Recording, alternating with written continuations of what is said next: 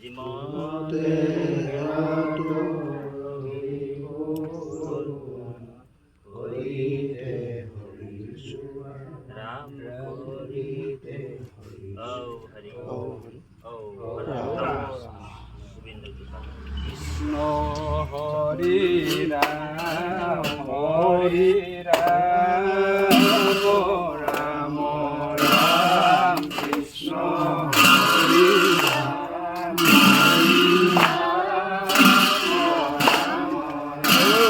প্ৰথমে প্ৰণাম ব্ৰহ্মৰূপী সনাতন ৰাম কৃষ্ণ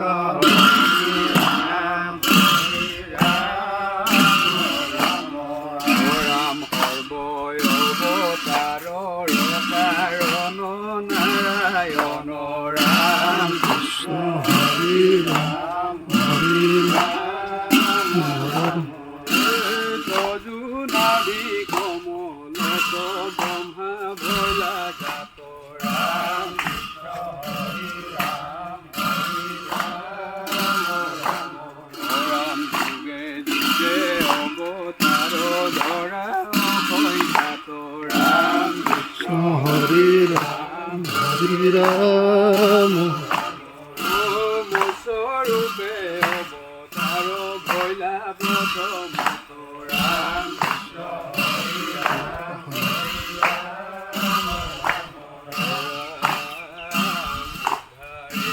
হরি বেদ প্রলয় রাম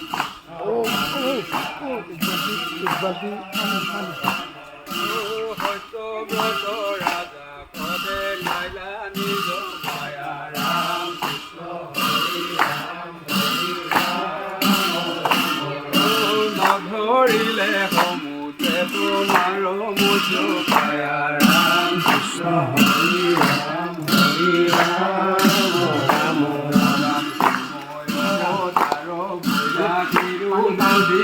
পানী ৰাম কৃষ্ণ হৰি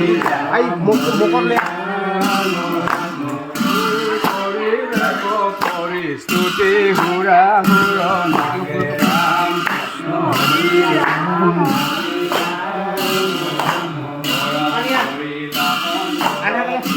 প্ৰভু বিষ্ণু ভাগে ৰাম কৃষ্ণ হৰি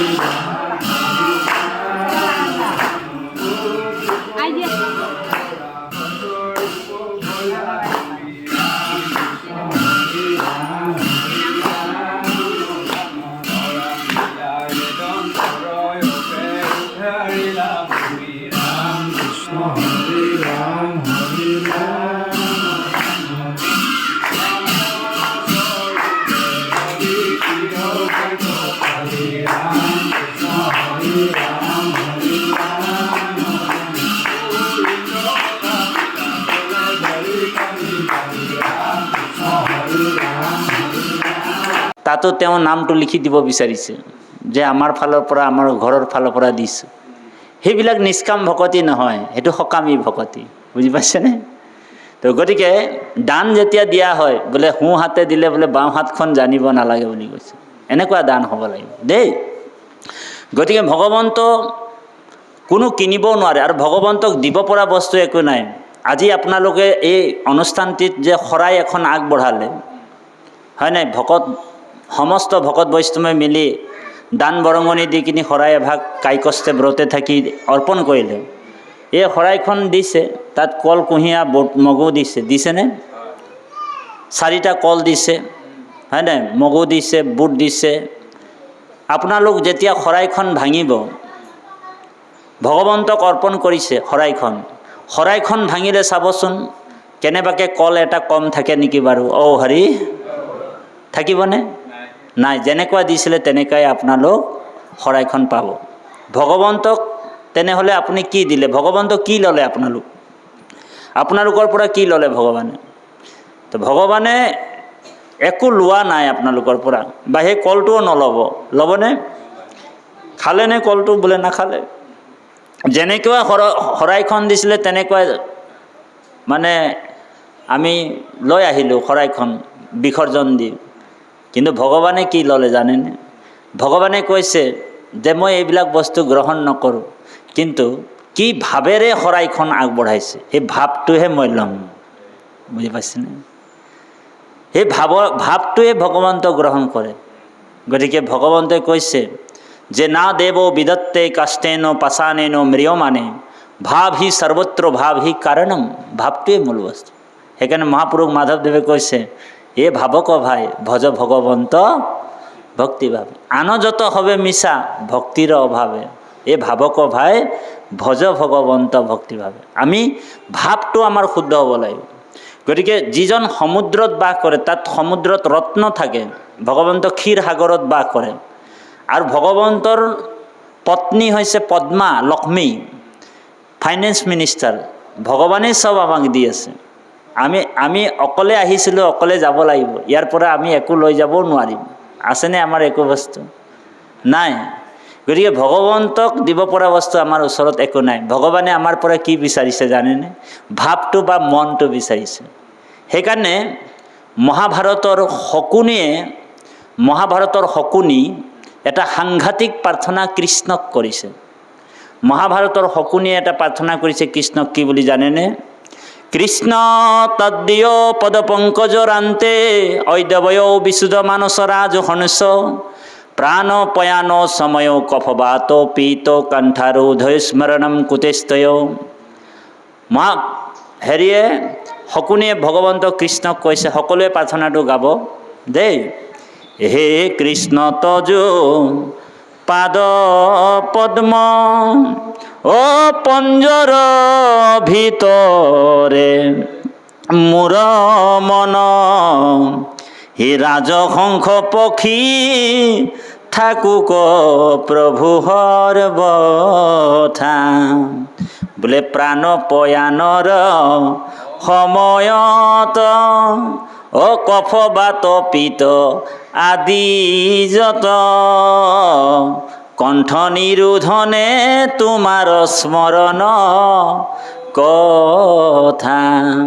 ৰাম কণ্ঠ নিৰোধনে তোমাৰ স্মৰণ কথা। মহাভাৰতৰ শকুনিয়ে কৈছে কৃষ্ণ তদ্দীয় পদপংকজ ৰান্তে ঐদবয় বিশুদ্ধ মানস ৰাজহংস। হে নাৰায়ণ, হে কমলনয়ন, এই মোৰ মনটো গোটেই গণ্ডগোল কৰি থাকে। মন আমাৰ খেলি মেলি যেনি তেনি যায়। কৃষ্ণ আমাৰ গৰখীয়া আনিব ঘূৰাই। হে প্ৰভু, হে নাৰায়ণ, এই মনটো ৰাজহাঁহৰ নিচিনা, ৰাজহাঁহৰ নিচিনা। এই মনটোক তোমাৰ চৰণ কমলত পদপঞ্জৰ পিঞ্জৰাৰ ভিতৰত বন্দী কৰিলোঁ। তেতিয়া ভগৱানে কৈছে কিয় বন্দী কৰিম? যে প্ৰভু, যে এই যে যিটো অন্তিম সময় হ'ব, আমাৰ অন্তিম সময় হ'ব, তেতিয়া বোলে কফ বাত পিত এই তিনিটা যমদূত মোক ধৰি ল'ব। অন্তিম সময়ত যেতিয়া আমাৰ বাপজনে চুলি তুলি মানে পকিছে, লাহে লাহে জৰাজীৰ্ণ হ'ব। অন্তিম সময়ত আমাৰ কি হ'ব? কফ বাত আৰু পিত এই তিনিটা যমদূত ধৰি ল'ব আমাক।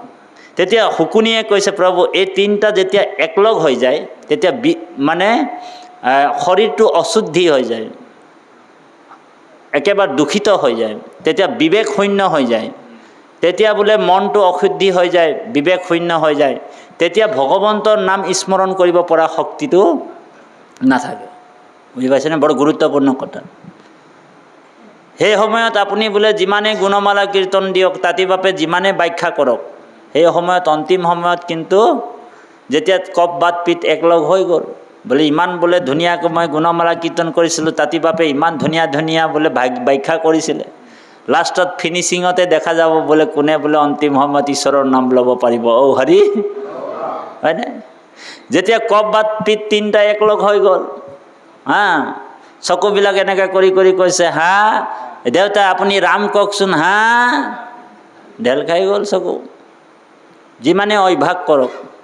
তো সেইকাৰণে মহাভাৰতৰ শকুনিয়ে কৈছে প্ৰভু এটা কাম কৰি বোলে অন্তিম সময়ত মোক কফ বাত পিত ধৰি ল'ব, কিন্তু সেই সময়তো যাতে তোমাৰ স্মৰণটো হ'ব, সেইকাৰণে মনটোক আপোনাৰ চৰণ কমলত পিঞ্জৰাৰ ভিতৰত বন্দী কৰিলোঁ। সেইকাৰণে আগতীয়াকৈ ভকতে কায়, বাক্য আৰু মন এই তিনিটা বস্তু ভগৱানক অৰ্পণ কৰিলোঁ। এই দেহাটো আজি মোৰ নহয়, এই দেহাটো মোৰ নহয়। এই দেহাটোক নিজৰ বুলি ভাবিব নালাগে। কাৰ হয়? বোলে ঈশ্বৰৰ হয়। যেনেকৈ গৃহস্থই যেনেকৈ গৰু এজনী বিক্ৰী কৰি দিলে, হয়নে? গৃহস্থ যেনিবা গৰু এজনী আছিলে, বিক্ৰী কৰি দিলে, কোনোবা কাষ্টমাৰ ওলাইছিলে, বিক্ৰী কৰি দিয়াৰ পিছত যদি কেনেবাকৈ গৰুজনী আকৌ ঘৰলৈ, গৃহস্থৰ ঘৰলৈ ঘূৰি আহিলে, আকৌ যদি গৃহস্থই বান্ধি দিয়ে, তেনেহ'লে যাক বিক্ৰী কৰিছিলে তেওঁ আহি কিনি আপোনাক থানাত দি দিব, হৰি পিটন দিব। যে সেই তেনেকুৱা আমাৰ এই দেহাটো যেতিয়া আপুনি শৰণ ল'লে, ভগৱানক বিক্ৰী কৰি দিলে, কায় বাক্য মন অৰ্পণ কৰি দিয়াৰ পিছত আৰু মোৰ নিজৰ বুলি ভাবি থাকিব নালাগিব দেই বাপাই সমস্ত। মূল দৰ্শনটো সেইটো। যেতিয়া আমি ঈশ্বৰক বিক্ৰী কৰি দিলে, হে প্ৰভু আপুনি ৰাখিলেও ৰাখিব, মাৰিলেও মাৰিব, আপুনি যি কৰিব কৰিব, ৰাখে হৰি মাৰে কোন, মাৰে হৰি ৰাখে কোন। গতিকে এই যিটো দৰ্শন, সেইটোৱে হৈছে এক শৰণৰ দৰ্শন।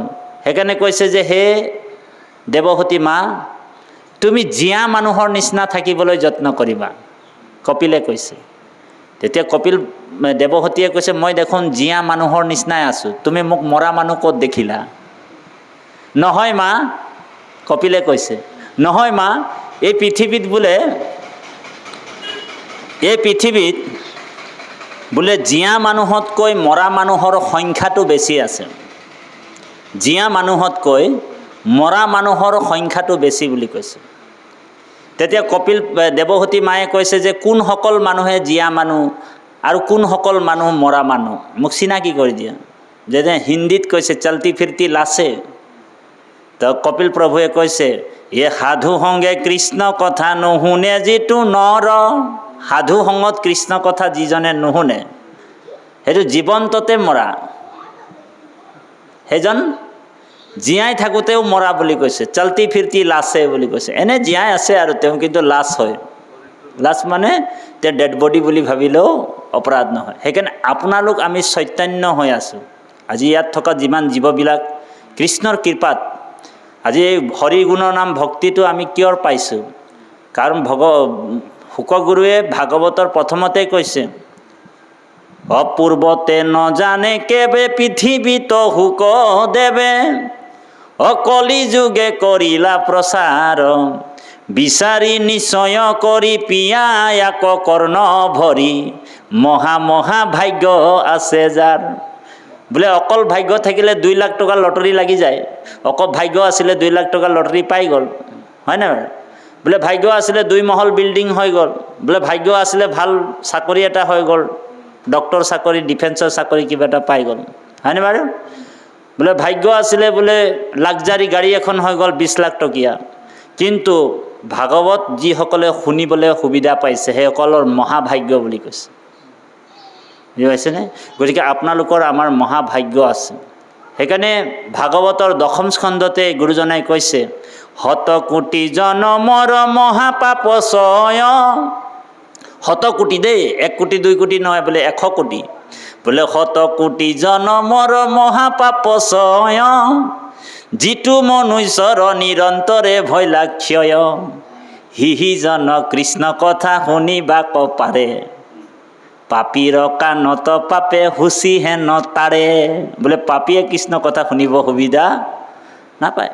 সেই পাপীজনক ঘৰত গৈ কিনি যদি আমাৰ বাপজন, কি নাম আছিলে প্ৰভু, অচ্যুত প্ৰভু জনাই যদি এই পাপীজনক বোলে ঘৰত নিমন্ত্ৰণ দি আহিলে, বোলে আজি আমাৰ ইয়াতে ভাগৱতৰ অনুষ্ঠান এটা পাতিছোঁ, আপুনি কিন্তু আহিব। তেওঁ গৈ কিনি ঘৰত বোলে তামোল পাণ ল'লে, আঁঠু লৈ লৈ জানু পাৰি পাৰি সেৱা জনালে। তেওঁ যদি পাপী হৈ ইয়ালৈ আহিব নোৱাৰে, বোলে পাৰিবনে? বোলে নোৱাৰে। আৰু যদিও কেনেবাকৈ আহি যায়, ইয়াত অলপমান দেৰি বহিব, তেওঁ ঈশ্বৰ কৃষ্ণৰ কথা শুনিব। তাৰপিছত তেওঁক যেতিয়া সেই কথাবিলাকে কাণত বিন্ধিব, তেওঁ খুচমুচ কৰিব, এনেকৈ কৰিব, আৰু লাহেকৈ হৰি উঠি গুচি যাব। তাক কাণত বিন্ধিব। সেইকাৰণে হৰি কথা সকলোৱে শুনিবও নোৱাৰে, ভগৱানৰ কথা সকলো শুনিবলৈ ধৈৰ্য নাথাকে। মহা ভাগ্য আছে যাৰ, যিসকল মহাভাগ্য, যি প্ৰেম প্ৰীতিভাৱে তেওঁলোক শুনিব, একান্তভাৱে কৃষ্ণ কথা শুনিব। আজি আপোনালোকৰ এই মনটো 2 ঘণ্টা 3 ঘণ্টা আমি ঈশ্বৰৰ কথা কৈ থাকিলেও আপোনালোকৰ মনটো বাহিৰলৈ নাযাব। বোলে কেনেকৈ নাযায়? হৰি কথা, এই ভাগৱতটো আজিৰ বস্তু নহয়, 5200 বছৰ পূৰ্বেই শুকগুৰুৱে পৃথিৱীত ৰজা পৰীক্ষিতক কৈছিল, কিন্তু আজিও এইটো নতুন হৈ আছে, হয়নে বাৰু? ভাগৱতৰ কথা এখন চিনেমা 100 কোটি টকা খৰচ কৰি বনালে মানে সেই চিনেমাখন 2 দিন চাব, 3 দিন চাব, এসপ্তাহ চাব, 1 মাহ চাব, 3 মাহ চাব, 6 মাহ চাব, তাৰপিছত আৰু এই চিনেমাটো চাবলৈ মন নাযায় আৰু, হয়নে? কিন্তু এই ভাগৱতৰ কথাবিলাক একেখিনি কথাই আজি ইমান বছৰ 5000 বছৰৰ পৰা চলিয়ে আছে, আমাক শুনিয়ে আছোঁ। ভাগৱতৰ কথাবিলাক সদায় নৱ নৱ ৰসৰ উৎপন্ন কৰে, সদায় নতুন, হয়নে? আৰু যাতে শুনিম এনেকা লাগি থাকিব। কিয়? তাৰমানে চৈতন্য কৃষ্ণ ইয়াত বিদ্যমান হৈ আছে আৰু আমাৰ হৃদয়ত তেওঁ আছে, ভগৱান আছে। সেই ভগৱন্ত কাৰণ ব্ৰহ্মা আদি কৰি জীৱ যত, ও ৰাম ৰাম ৰাম ৰাম ৰাম, মায়া হৈ যা মাজে আছয় ঘুমতি যায়, তুমি হে চৈতন্য সনাতন, ও ৰাম ৰাম ৰাম ৰাম ৰাম, আমি অচেতন নিয়োগ নাথ জগায়। এতিয়া এই প্ৰাৰ্থনাটো আমি গাইছোঁ বোলে ব্ৰহ্মা আদি কৰি জীৱ যত, ৰাম ৰাম ৰাম ৰাম, মায়া হৈ যা মাজে আশ্ৰয় ঘুমতি। তাৰমানে ব্ৰহ্মাকে আদি কৰি যিমান জীৱবিলাক আছে চব মায়া সজ্জাত বোলে শুয়ে আছে। তে আমি আইসকলক কৈছোঁ, মাসকলক দেই, কৃষ্ণ যদি ব্ৰহ্মাকে আদি কৰি যিমান জীৱবিলাক যদি শুয়ে আছে, ঘুমতি যায়, তেনেহ'লে আমাক কোনে জগাব? আমাক জগোৱাজন কোন? বোলে তুমি হে চৈতন্য সনাতন, ও ৰাম ৰাম ৰাম ৰাম ৰাম, আমি অচেতন নিয়োগ নাথ জগায়। আমাক জগোৱাজন হৈছে ভগৱান কৃষ্ণ, আমাক সদায় জগাই আছে। সেইকাৰণে গৰ্ভতে আপুনি মই প্ৰাৰ্থনা কৰিছিলোঁ কৃষ্ণক, বোলে এতিয়া প্ৰাৰ্থনা নহয়, এইটোতো গৰ্ভতে আমি শৰণ লৈছোঁ, গৰ্ভতো শৰণ হৈছে আমাৰ, আৰু এইটো আনুষ্ঠানিক শৰণটো হৈছে। কিন্তু গৰ্ভত যিটো তাত্ত্বিক শৰণ হৈছিলে আমাৰ, গৰ্ভতে চাব এই ভৰি দুটা ওপৰ ফালে কৰি, যেতিয়া মূৰটো তলফালে কৰি এনেকুৱা কৰি ভগৱন্তক স্তুতি কৰি থাকে 9 মাহ 10 দিন, 10 মাহ 10 দিন গৰ্ভৰ ভিতৰত। এতিয়া আপুনি মই মলমূত্ৰ গোন্ধটো পালে কাপোৰটো ল'ম, চি চি চি চি কৰি থাকোঁ, হয়নে? গৰ্ভত 9 মাহ 10 দিন এনি টাইম মলমূত্ৰৰ গোন্ধ পাই আছিলোঁ, এনি টাইম।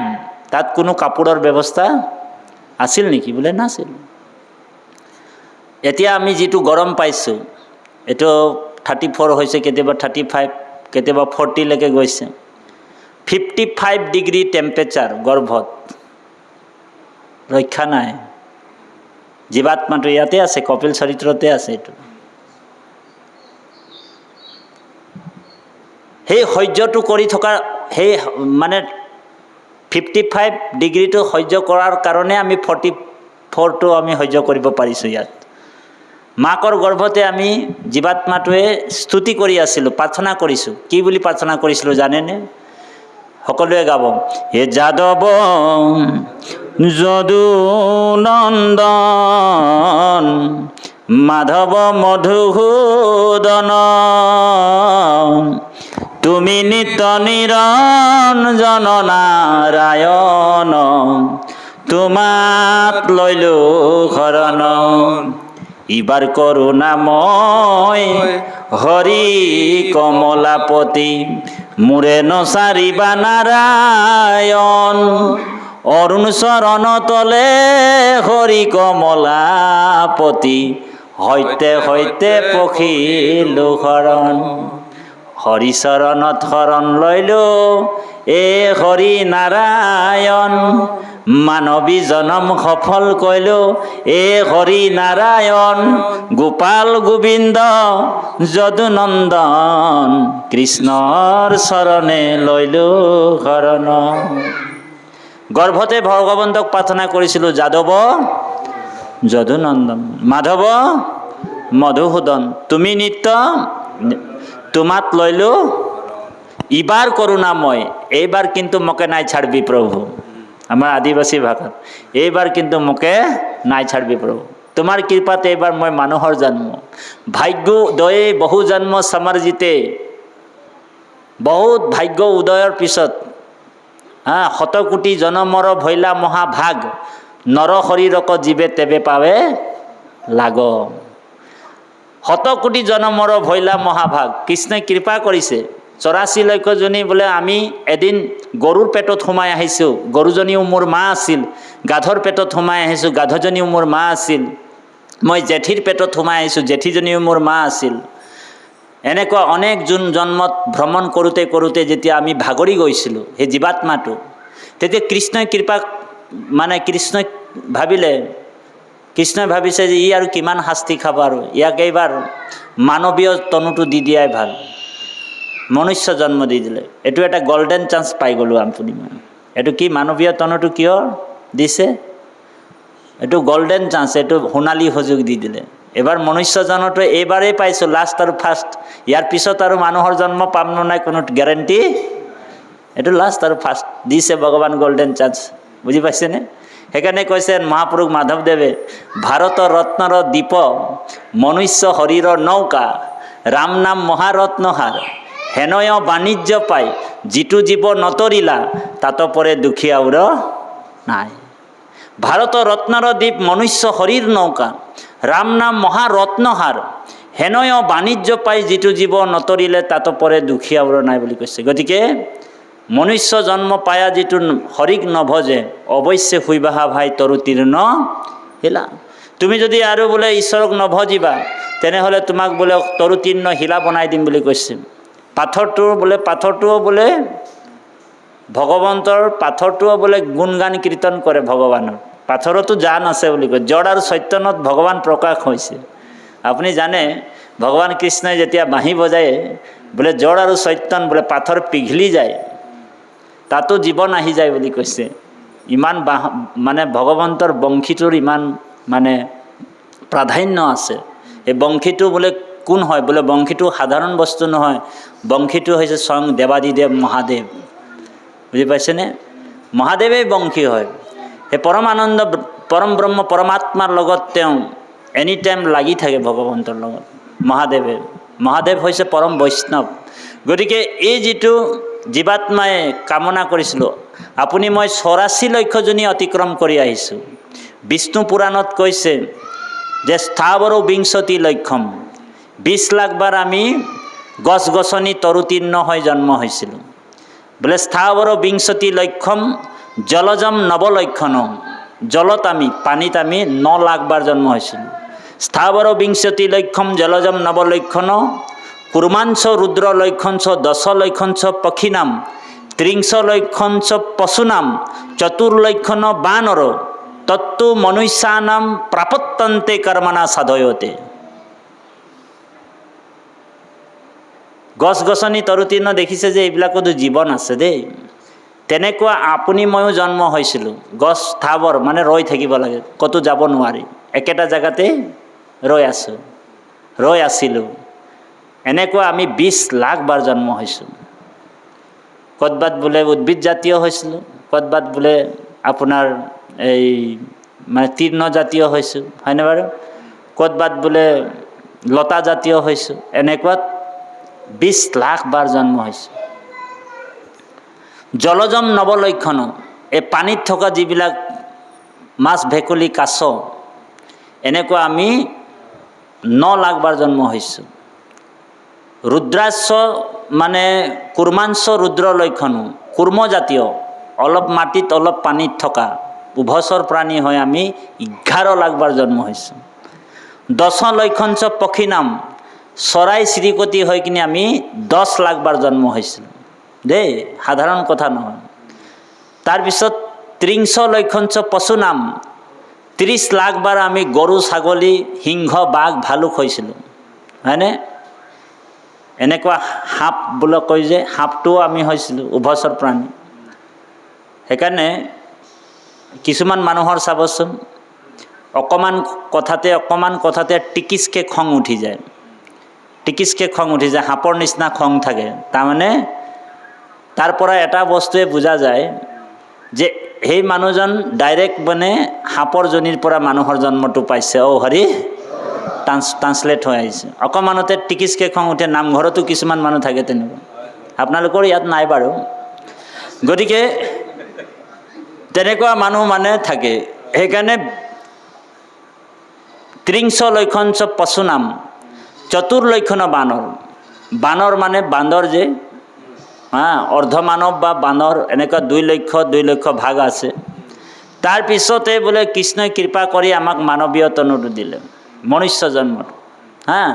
সেইকাৰণে মনুষ্য জন্মটো পাই যিসকলে ঈশ্বৰক নভজিব সেইজন বোলে তৰুতীৰ্ণ আকৌ শিলা হ'ব বুলি কৈছে গুৰুজনাই আমাৰ। গতিকে কপিল প্ৰভুৱে দেৱহতী মাক কৈছে যে হে মা, তুমি নিৰ্গুণ ভক্তি কৰা, আৰু যেতিয়া নিৰ্গুণ ভক্তিত তুমি কৰিবলৈ আৰম্ভ কৰিবা, এই 5টা মুক্তি আছে ইয়াত কৈছে, সাযুজ্য, শালুক্য, সামীপ্য আৰু নিৰ্বাণ। এই 5টা মুক্তি, শালুক্য, সমীপ্য, মূৰ, সাৰূপ্য, আবাৰ, সাযুজ্য, সহিতে মুখ্য পাঞ্চ ৰুচিকৰ, মূৰ সেৱা বিনে আৰু কদাপি বৈষ্ণৱে নেদেখয় বুলি কৈছে। মোৰ ভকতে মুক্তিটো যদি তেওঁক যাচি দি দিয়া হয়, তোক মুক্তি দি দিলোঁ ল, তথাপি ভকতে মুক্তিটো বাঞ্ছা নকৰে। মহাপুৰুষ মাধৱদেৱে সেইকাৰণে ঘোষাত কৈছে, মুক্তিটো নিস্পৃহা যিটো হে ভকত কনমো ৰসময়ী মাগো ভকতি, সমস্ত মস্তক মণি নিজ ভকতৰ অৱশ্য, ভজো হেন দেৱ যদুপতি, ৰাম ভজো হেন দেৱ যদুপতি। মুক্তিটো নিস্পৃহা যিটো, সেইকাৰণে ভকতৰ মুক্তি থাকিব নালাগে, মুক্তি বাঞ্ছা কৰিব নালাগে। লোক আৰু পৰলোক, লোক পৰলোকৰ কথা যদি চিন্তা কৰি আমি ভকতি কৰিম, সেইটোক ভকতি নকয়, সেইটো কি কয়? সেইটোক পিশাচিনী ভক্তি বুলি কয়। হৰি বোলে লোক পৰলোকৰ কথা, প্ৰভু আপোনাক যেনে তেনে ভকতি কৰিছোঁ, মোক যেনে তেনে বৈকুণ্ঠলৈ নিবা, আৰু সেই কামনাটো যদি হৃদয়ত আছে, তেতিয়া সেইটোক পিশাচিনী ভকতি কয়।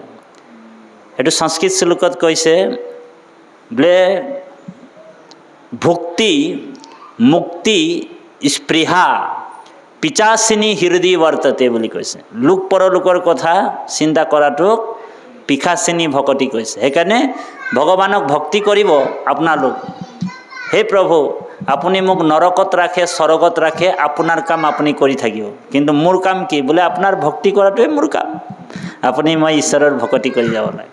আশা বা কামনা এইবিলাক কৰিব নালাগে যে প্ৰভু মোক ধন দিছে, টকা পইচা দিছে, এইটো তোমাৰ কাম, কাৰণ তুমি হৃদয়ত আছাই নহয়, তুমি অন্তৰ্যামী ৰূপে তুমি দেখিছাই সকলো কথা। ভগৱান গীতাত কৈছে, এ সমস্ত প্ৰাণীৰ মই আত্মা অন্তৰ্যামী, শুভা শুভ ফল দাতা সাক্ষী ৰূপে স্বামী। মই সাক্ষী ৰূপে তোমাৰ কথাবিলাক চব জানোৱেই, হয় নাই? আমাৰ কথাবিলাকতো ভগৱানে নজনাকৈ নাই নহয়, চবতো জানে, তেওঁ হৃদয়ত আছেই নহয়। বোলে ভগৱন্ত বোলে অকল বোলে তাতেই নহয়, বাহিৰে ভিতৰে সমানভাৱে আছে। মণিকূট আমাৰ 2টা, হয়তো সেই ভাগো মণিকূট, এই ভাগ মণিকূট আপুনি মই ধুনীয়াকৈ চাফ চিকুণ কৰি ৰাখিছোঁ, হয়নে বাৰু? কিন্তু এই মণিকূটটো আমি ভালকৈ চাফ চিকুণ কৰি ৰাখিব লাগে, বৰ গুৰুত্বপূৰ্ণ কথা, ধ্যান দিওঁ। বোলে এই মণিকূটটো যদি আমি লেতেৰা কৰি ৰাখিম, হয়নে বাৰু, তেতিয়াহ'লে সেই মণিকূটটোক চাফা কৰি আমাৰ কোনো লাভ হ'বনে?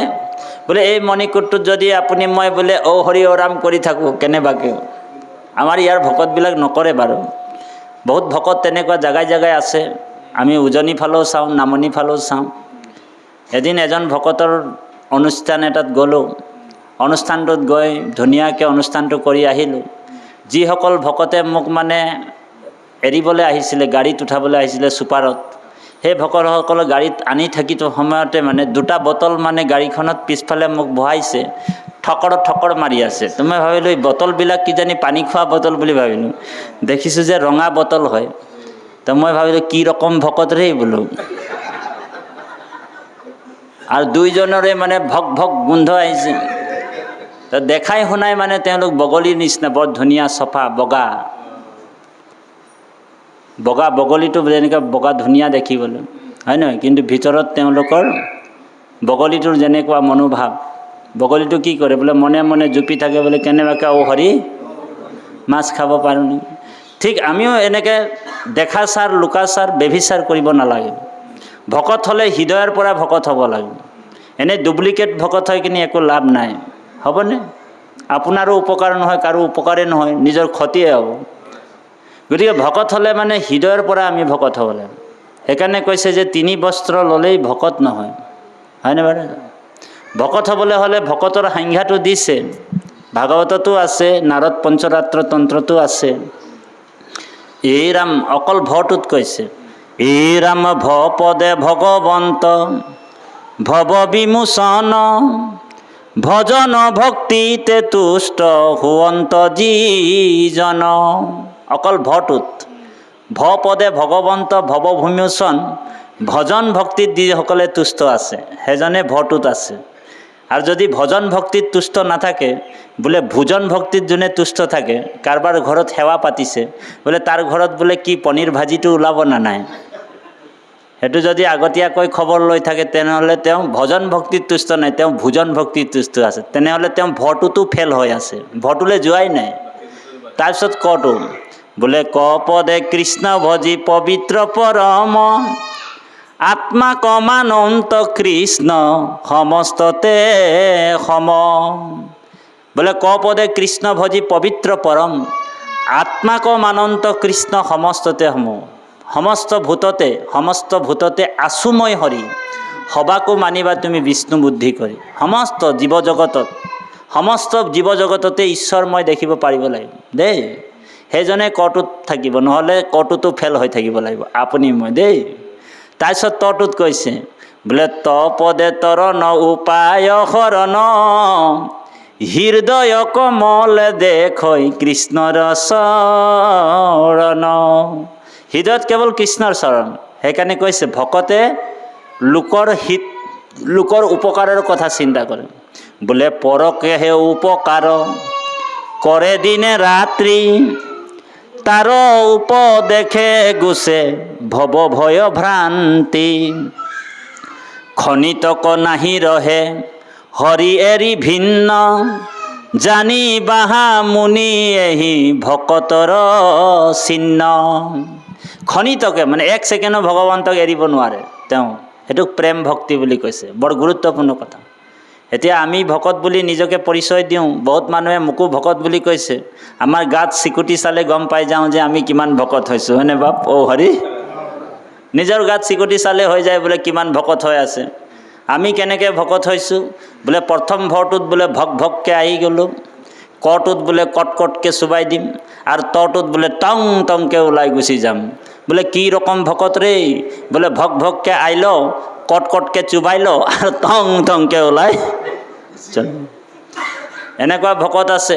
তো সমস্ত প্ৰাণীতে আমি হৰিময় দেখিব লাগিব। কুকুৰ চিগাল গদৰ্বৰো আত্মৰাম, সকলোতে আত্মৰাম দৰ্শন পাব লাগিব, তেতিয়া আমি ভকত হ'ম দেই। এতিয়া আমি ভকত হ'বলৈ চেষ্টা কৰি আছোঁ। হয়তো এই জন্মত ভকত হ'বও পাৰিও, হয়তো নহ'বও পাৰোঁ। এইটো কৃষ্ণই কৃপা কৰিলে হৈ যাম। এতিয়া এখেতলোকেতো ভকত হৈ গ'ল বাৰু, আপোনালোক বহুতে ভকত হৈ আছে, কিন্তু আমি চেষ্টা কৰি আছোঁ। আমি এই চেষ্টাটো নিৰন্তৰে কৰি যাব লাগিব। কৃষ্ণই কৃপা কৰিলে হয়তো এই জন্মতে ভকত বনাই দিব। ভগৱন্তে ক'লে ঠিক আছে, তোৰ বোলে কাম ইয়াত নাই আৰু, তোমাৰ কাম ক'ত? বোলে বৈকুণ্ঠ যাব লাগিব। তাত বোলে নিৰ্গুণ ব্ৰহ্ম কৃষ্ণ কথা বোলে শ্ৰৱণ কীৰ্তন নিৰন্তৰে পালন কৰিব লাগিব। কিন্তু বৈকুণ্ঠটো কিয় নিবিচাৰে ভকতে জানেনে? হনুমানে এবাৰ ক'লে, ভগৱানে হনুমানক মানে ৰামে ক'লে, লক্ষ্মণক পঠিয়াইছে, হনুমানক কবি যা যে হেৰি নহয়, এই বৈকুণ্ঠ নিব লাগিব। প্ৰথমে স্বৰ্গ যাব, তাৰপিছত বৈকুণ্ঠত বিমানখন আহিব অলপ দেৰি পিছত। জম্বুমানকো কবি, হনুমানকো কবি, দিবিত বানৰকো কবি, আৰু বিভীষণকো কবি, যা খবৰ দি দে, যা ৰথ আহিব অলপ পিছত। প্ৰথমে গ'ল বিভীষণৰ ওচৰত। বিভীষণে কৈছে বোলে মই বৈকুণ্ঠ নাযাওঁ। বোলে কিয়? বোলে প্ৰভু মোৰ এটা কামনা আছিল। বোলে কি কামনা? বিভীষণ তোৰ কি কামনা? পটাপট ক। বোলে প্ৰভু বোলে যেতিয়া বোলে ৰাম ৰাৱণৰ যুদ্ধ হৈ আছিল, লংকাৰ লগত বহুত যুদ্ধ হ'ল, তাত বোলে প্ৰভু মই এনেই বোলে থিয় হৈ চাই থাকিলোঁ যুদ্ধখন, মোৰ লগত যুদ্ধ কাৰোৰে নহ'ল। বোলে হয় নেকি? বোলে কিয় নহ'ল? তই কাৰো লগত যুদ্ধ কেলে নকৰিলি? বোলে যুদ্ধ কাৰ লগত কৰিম? মোৰ নিচিনা সমপক্ষ বীৰেই নাছিল তাত, আৰু যুদ্ধ কাৰ লগত কৰিম? বোলে মোৰ সমপক্ষৰ মাত্ৰ 2জন আছিল। বোলে এজন হৈছে মোৰ প্ৰভু শ্ৰীৰাম আপুনি, আৰু বোলে ৰাৱণ আছিল। আৰু ৰাৱণক যদি মই মাৰি দিলোঁহেঁতেন আপোনাৰ কীৰ্তিটো নাথাকিলেহেঁতেন। গতিকে মোৰ এটা কামনা আছে, কামনা পূৰ্ণ কৰক, তাৰপিছতে মই বৈকুণ্ঠ যাম। এই কামনাই বান্ধি দিলে হেৰি। তেতিয়া ভগৱানে ক'লে হয় নেকি, সেইটো কামনা? বোলে ঠিক আছে, অ'কে। বোলে মই এই জন্মত তোমাৰ কামনাটো পূৰ্ণ কৰিব নোৱাৰোঁ, মই পিছৰবাৰ অৱতাৰ হ'ব লাগিব তোৰ কাৰণে স্পেচিয়েল। হৰি কৃষ্ণ অৱতাৰ হ'ল ভগৱান, হয়নে বাৰু? আৰু জম্বুবানৰ লগত যুদ্ধ কৰিলে দেখিলে নহয় আপোনাৰ? হয়, জম্বুবানে কৈছে আগে নিচিনিলোঁ এবেহে জানিলোঁ, তেন্তে তুমি শ্ৰী ৰাম। তাৰপিছত সেই কামনাটা পূৰা কৰিলে। বিভীষণৰ ওচৰত আহিল, বিভীষণক কৈছে যে তুমি টালি টোপোলা বোলে চুটকেছ চিটকেছ বান্ধ, এতিয়া যাব লাগিব বৈকুণ্ঠক। তো বিভীষণ ক'লে বোলে ময়ো যাব নোৱাৰোঁ। বোলে কি কামনা আছে? বোলে কামনাটো এইটোৱে, প্ৰভু বোলে তুমিতো কৈছিলা বোলে ৰাজ্য ভোগ কৰিবৰ কাৰণে মোক দি দিব অফাৰ বুলি, ৰাৱণক মাৰি, গতিকে মোক অকণমান অফাৰটো দি অলপ ভোগ কৰিবলৈ সময় দিয়ক আৰু। তেতিয়া ভগৱানে ক'লে 33,000 বছৰ তুমি ভোগ কৰা, যা কামনা পূৰ্ণ কৰা। ভকতৰ কামনা কৰিলে। তাৰপিছত দ্বিবিধ বানৰ নামৰ এজন বানৰক ক'লে, তেওঁ সেনাপতি আছিল, মানে ৰামৰ সেনাপতি আছিল। দ্বিবিধ বানৰ ওচৰত যেতিয়া গ'ল, লক্ষ্মণে ক'লে যে দাদাই এতিয়া তোমাকো যাবলৈ কৈছে বৈকুণ্ঠ, গতিকে তুমি চুটকেছ বান্ধা, কাপোৰ কানি লোৱা। তো দ্বিবিধ বানৰ ক'লে কিয় বৈকুণ্ঠ যাম? বোলে বৈকুণ্ঠ তুমি ৰামৰ কাম কৰিছিলা, সেইকাৰণে বৈকুণ্ঠ তোমাৰ অফাৰ আহিছে বোলে। তো দ্বিবিধ বানৰে লক্ষ্মণক খং কৰি কৈছে, বোলে মই ৰামৰ কাম কৰিলোতো কৰিলোঁ, কি ডাঙৰ কথা হ'ল, মই বৈকুণ্ঠ চৈকুণ্ঠ নাযাওঁ, যা, এনেকৈ ধমকি দি দিল। তেতিয়া লক্ষ্মণৰ খং উঠি গ'ল, এই বান্দৰটোক বোলে এক ঘোচা মাৰি ঔহাৰি মাৰি পেলাম।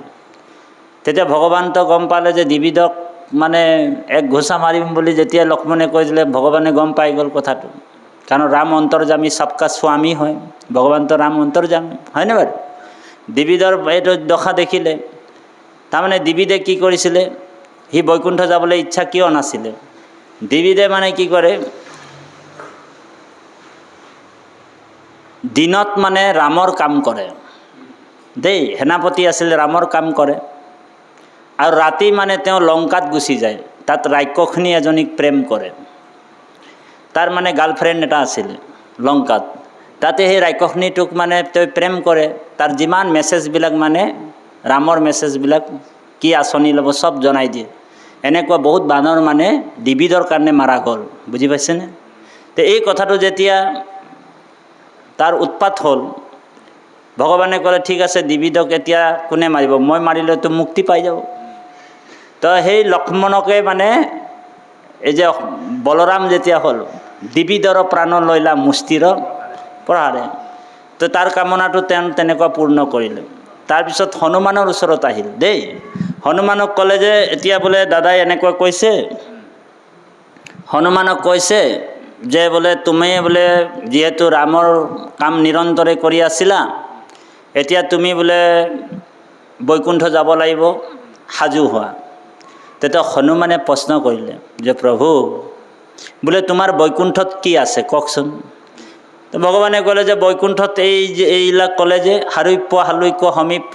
সালুক্য মানে ভগৱানৰ লোক পোৱা, সামীপ্য মানে ভগৱন্তৰ ওচৰত বহি থকা, সাৰূপ্য মানে ভগৱন্তৰ একেবাৰে স্বৰূপ পোৱা, সাযুজ্য মানে ভগৱন্তৰ লগত যোগ হোৱা, আৰু নিৰ্বাণ মানে ভগৱন্তৰ লগত লীন হোৱা।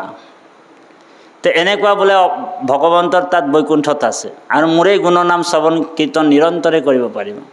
তেতিয়া হনুমানে ক'লে তাত বোলে ভাগৱতৰ পাঠ নহয় নেকি? তাত ভাগৱতৰ পাঠ নহয় বোলে, অকল নামহে হয়। বোলে তাত বোলে ৰামায়ণৰ পাঠ নহয় নেকি? বোলে তাত ৰামায়ণৰো পাঠ নহয়, বোলে তাত অকল নামেই হয়। তেতিয়া হনুমানে ক'লে বোলে তোৰ বৈকুণ্ঠত তোকে মুবাৰক হ, বোলে মই তাত যাবলৈও নাই। বোলে কেলে? বোলে পৃথিৱীত বোলে দুইটাই হয়, বোলে নামো হয়, ভাগৱত পাঠো হয়, ব্যাখ্যাও হয়, হৰি। সেইকাৰণে হনুমান ইয়াতে থাকি গ'ল। হনুমান এতিয়াও আছে, চিৰঞ্জীৱী হৈ আছে। 7জন চিৰঞ্জীৱী, অশ্বত্থামা আৰু এনেকুৱা কৰি অশ্বত্থামা, বিভীষণ, জম্বুবান, হনুমান আৰু কৃপাশ্ৰাৰ্য, এনেকুৱা কৰি কেইবাজন চিৰঞ্জীৱী হৈ আছে, বুজি পাইছেনে? পৰশুৰাম। গতিকে এই যে যিটো মানে মুক্তিৰ কথা কৈছে, এই মুক্তিটো ভকতে বাঞ্ছা নকৰে। কৃপালু বাপাই সমস্ত, আমি গাড়ীৰ পিছফালে লিখা থাকে আকৌ আহিম, কাহিনী চাহিনী বহুতেই আছে ক'বলগীয়া, কিন্তু আমি সময়ৰ প্ৰতি লক্ষ্য ৰাখি আমি অনুষ্ঠান ভাগ সামৰণি কৰিব লাগিব দেই। গুৰু যদি কৃপা হয়, ইয়ালৈকে আমি পাঠটো কৰি দিছোঁ। অকণমান খন্তেক আৰু 5 মিনিট মই ব্যাখ্যাটো কৰি দিম, তাৰপিছতে আমি বহুত দূৰলৈ যাব লাগিব, 2টা বজাত ওলাই যাব লাগিব। কৃষ্ণ ই ৰাম যদি বোলা তেবে তাৰ ভজে কি কাৰণ, ইহাৰ উত্তম তেবে শুনাই এক মান, ভকতিহে মাতা তা সম্বাৰ মহাফল, তাত বিনে আন হবে দেখে অকুশল, জুনু বোলা ব্ৰহ্ম প্ৰাপ্তি ফল কৰি কয়, শুনি উক মাতৃ তেবে ইহাৰ নিৰ্ণয়, মুক্তি পুনু ভকতিৰ প্ৰাসংগিক মাত্ৰ, ভকতি কৰন্তে মুকুতিৰ হুয়ে পাত্ৰ। ভকতি কৰিলে নিজে নিজে মুক্তিটো তাৰ পিছে পিছে যাব।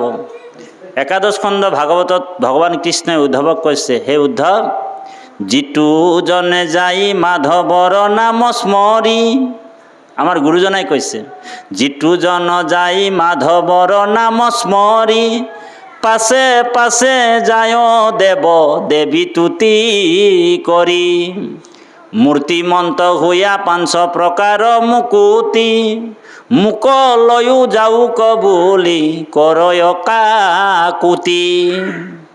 সেইকাৰণে ভকতে মুক্তিকো বা অন্য দেৱ দেৱীকো পূজা নকৰে।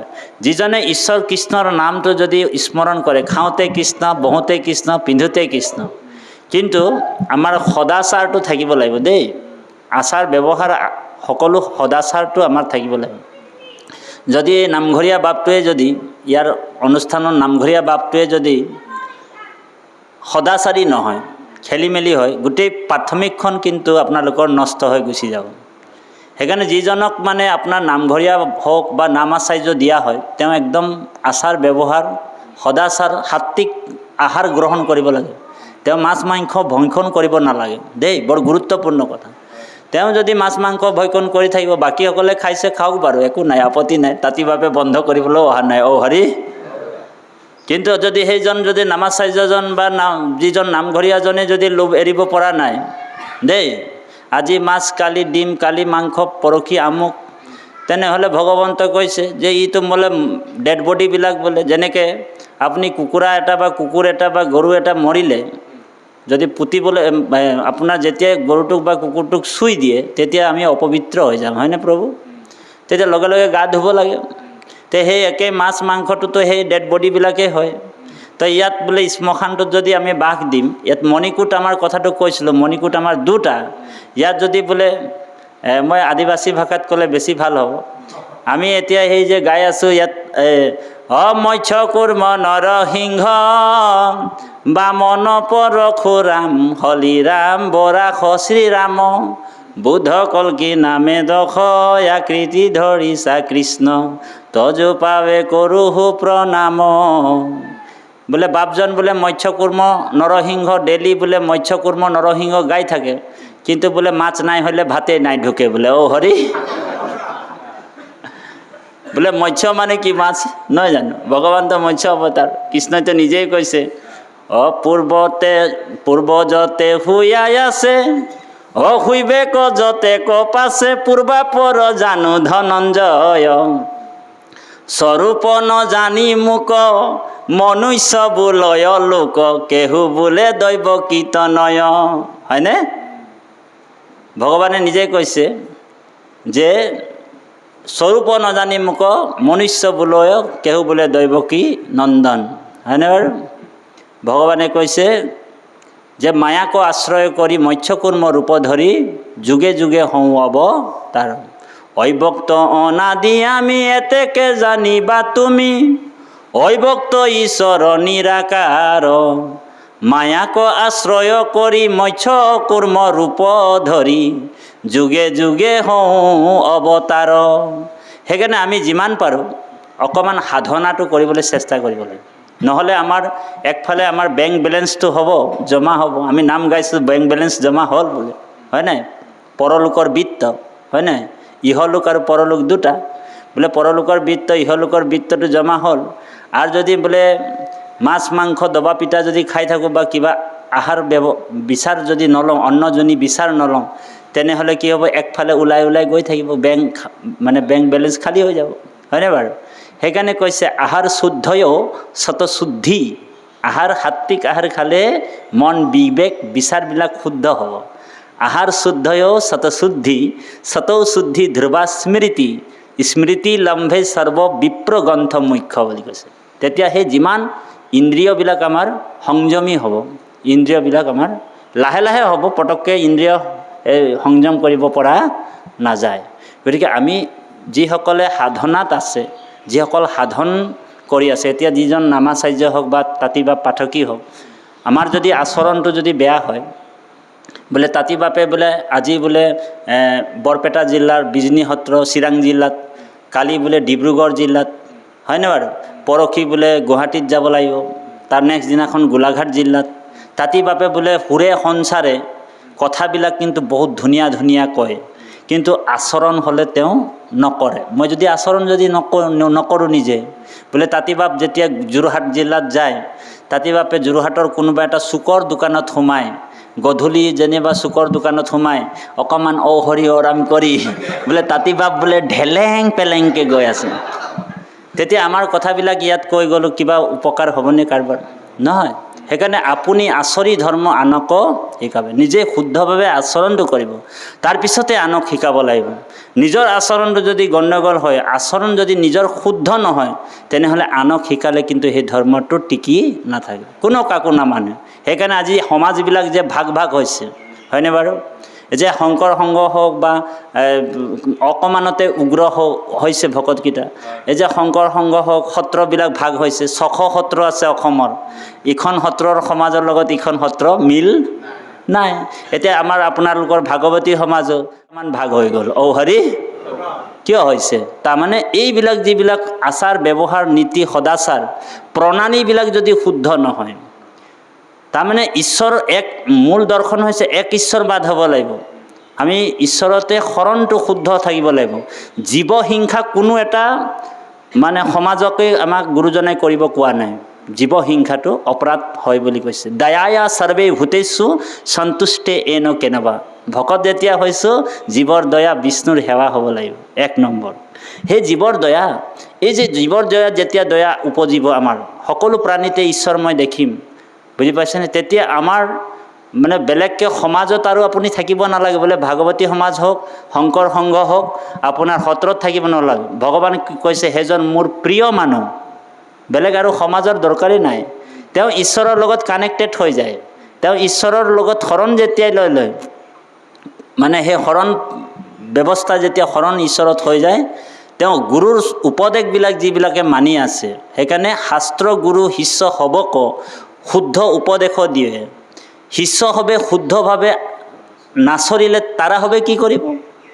আৰু যদি আপুনি গুৰুৰ উপদেশবিলাক শুদ্ধ উপদেশবিলাক যদি আমি পালন কৰিম, তেনেহ'লে তিনিও ৰক্ষা হয়, শাস্ত্ৰও ৰক্ষা হ'ব, গুৰুও ৰক্ষা হ'ব আৰু নিজকো ৰক্ষা কৰা হয়। গতিকে বাপাই সমস্ত আমি আহিলোঁ, কাৰোবাৰ মনত যদি কিবা আঘাত কথা যদি আহিছে, তেনেহ'লে আমাক সৰ্বপ্ৰকাৰে আপোনালোক ভাই ভাতৃ পিতা পুত্ৰ সম্বন্ধ ৰাখি ক্ষমা কৰিব।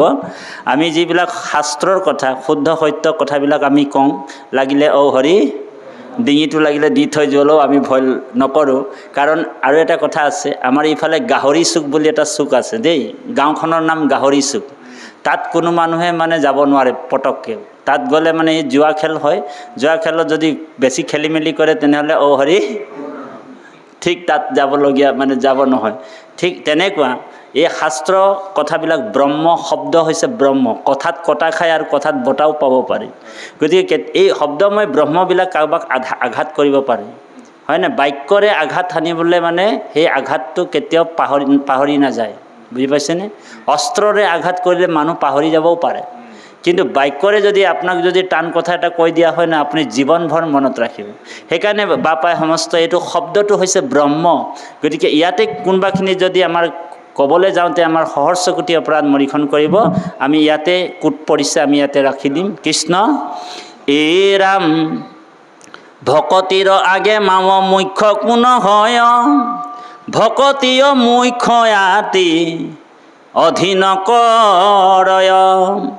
আবে এহি ভকতিৰ শুনিও সাধন মুত সমৰ্পিয়া কৰিবেক কৰ্ম গণ ভকত প্ৰতিমা মূৰ দুই অধিষ্ঠান দুইকো পূজা দৰ্শনে কৰিবে আতি মান সমস্ত ভূততে মোক দেখিবেক মনে বীৰকতি হুয়া সংগ এৰিবে যতন সন্মানত মৈত্ৰীয় উত্তম সৎকাৰ দৰিদ্ৰত দয়া কৰিবেক বাৰম্বাৰ গীতা ভাগৱত শাস্ত্ৰ কৰিবে শ্ৰৱণ সাধু সংগে মোৰ নাম কৰিবে কীৰ্তন ইষব সাধন যিটো কৰিবে নিশ্চয় অনায়াসে মুত তাৰ চিত্ত নিমজয় পুষ্পৰ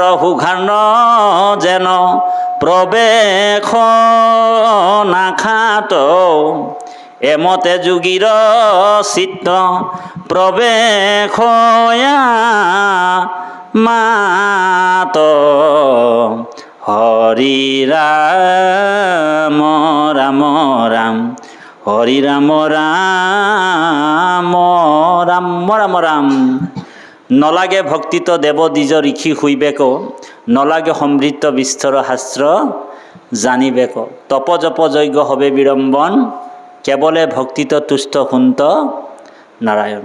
গতিকে তাঁতীবাপে বোলে বহুত ব্যাখ্যা জানে, তাঁতীবাপে বহুত কথা জানে, তাঁতীবাপৰ গাত মিটাৰটো লগাই দিলে বোলে 100 উঠি যায়, এনেকুৱানো কোনো কথা নাই। ভক্তিত জোখমাক কৰা বস্তু নহয়। আমাৰ নামঘৰীয়া বাপটো হয়তো শাস্ত্ৰ নাজানিব পাৰে, কিন্তু আমাৰ বাপজন নামঘৰীয়া নহয় জানো? গতিকে তেওঁৰ ভক্তিটো মোতকৈ বেছি থাকিব পাৰে দেই। সেইকাৰণে ভক্তিত কোনো দগাপলা জোখমাক কৰা বস্তু নহয়। ভগৱানে কৈছে একান্তভাৱে মোৰ চৰণত কপিল প্ৰভুৱে কৈছে যে ভকতক সদায় ভগৱন্তৰ স্বৰূপে তুমি দেখিবলৈ যত্ন কৰিবা মা, ভকত আৰু মোৰ মাজত একো পাৰ্থক্য নাই। গতিকে কৃপালু বাপাই সমস্ত ভকতক পায়া যিটো নকৰে হৰিষ সাক্ষাতে কৃষ্ণক পাই কৰিবেক কি ক বুলি কৈছে। বোলে ভকতক পাই কিনি যদি আনন্দ নাই, হয় নাই, তেনেহ'লে বোলে কৃষ্ণক পাই কিনি বোলে দেখাজনকে পাই কিনি যদি আপুনি কৃষ্ণ এটা নকলে, ভগৱান সেৱা এটা নকৰিলে, নেদেখাজনক বোলে তুমি নাম গাই গাই কিমান আৰু ঈশ্বৰক সেৱা কৰি থাকিলেও একো লাভ নাই বুলি কৈছে। হৰি। গতিকে বাপাই সমস্ত আমি ইয়াতে ৰাখিছোঁ। কৃষ্ণ জয় ৰাম জয় নাৰায়ণ জয় কৃষ্ণ জয় জগতগুৰু শ্ৰীমন্ত শংকৰদেৱ। হৰি হৰাম অপৰাধ বিনাশন তজু নাম নাৰায়ণ জানি নামে পখিলো ঘৰণে আনগতি নাহি ক্ষেমৰণে অপৰাধ ক্ষমা কৰি তুমি দয়াশীল হৰি মোক ৰক্ষা কৰি ওচৰণে ৰাম মোক ৰক্ষা কৰি ওচৰণে। কৃষ্ণ কৃষ্ণ হৰি ৰাম শ্ৰীমন্ত শংকৰ হৰি ভকতৰ জানা যেন কল্পতৰ তাহান্ত বিনাই নাই নাই নাই আমাৰ পৰম গুৰু ৰাম তাহান্ত বিনাই নাই নাই নাই আমাৰ পৰম গুৰু। কৃষ্ণ কৃষ্ণ হৰি হৰাম কৃপাৰ সাগৰ দৈৱকী নন্দন পুৰীও মনৰ কাম ভকতৰ সংসদা অনুগোচক মুখে তগন মুখে কৃষ্ণ। আমি ৰাখিছোঁ আৰু দেৱা কৃষ্ণ।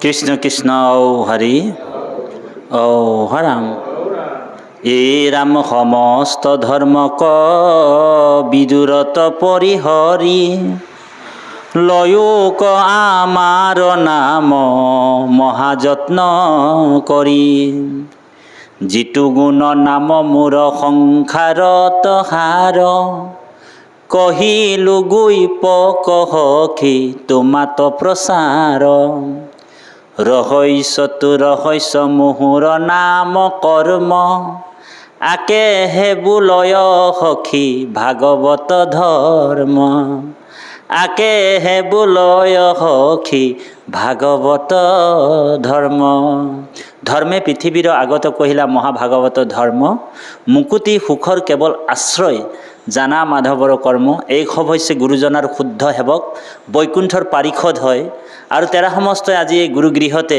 একত্ৰিত হয় আজি ভাদ্ৰ মাহৰ আজি একেবাৰে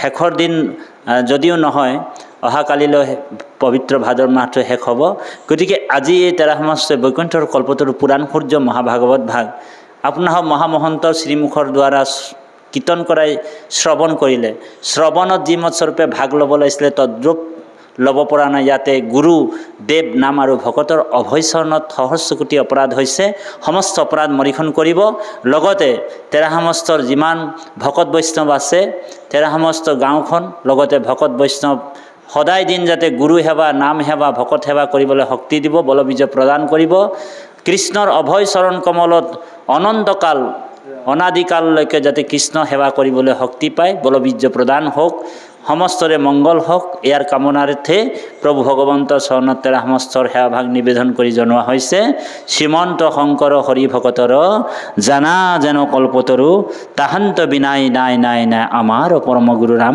আমাৰ পৰম কৃষ্ণ হৰি ঔ হৰাম নমো কৃষ্ণ মাধৱ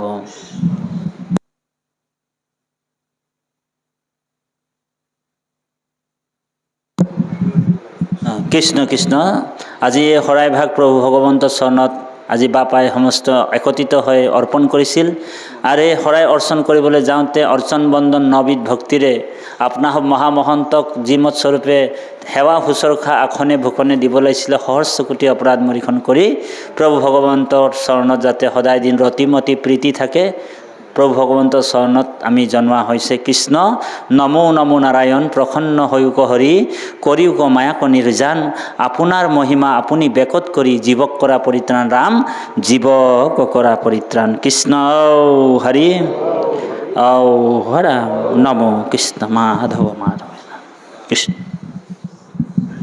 ক'ব লাগিছিলে তদ্ৰূপ কৰিব পৰা নাই ইয়াতে আমাৰ কায় মন বাক্য দম্ভ অহংকাৰ সহস্ৰ কোটি অপৰাধ হৈছে সমস্ত অপৰাধ ক্ষমাৰ অৰ্থে আপোনাসৱৰ মহন্ত চৰণত আমি ক্ষমা প্ৰাৰ্থনা বিচাৰি সেৱাভাগ নিবেদন জনোৱা হৈছে এই ৰাম মূৰ দুখ গুণ নিবিচাৰি নাৰায়ণ নিজ কৃপা গুণে মুত হয়ুক প্ৰসন্ন একলেখ মানে কৰা কৰুণাই বাৰ তেবে মনোৰথ পূৰ্ণ হুয় আমাৰ তেবে মনোৰথ পূৰ্ণ হুয় আমাৰ মাধৱ মাধৱ সৃষ্টি স্থিতি অন্তকাৰী তান্ত মিলে নাহি জানিব বিষ্ণু সমস্ত জগতে ৰাম জানিব এই ভগৱন্তপুৰ আজি সৌভাগ্যক্ৰমে আমি পতিতসকলক বাপ জনাই যি বৈকুণ্ঠৰ ৰস প্ৰদান কৰিলে সেৱাভাৱক ভগৱন্ত পুৰুষে হৃদয়তে থাকি কাল কলিমা পৰিয়াল সম্বন্ধিতে আয়ুষত বিঘ্নি শূন্য কৰিব আগলৈ এইদৰে তোমাৰ যজ্ঞ কীৰ্তন কৰি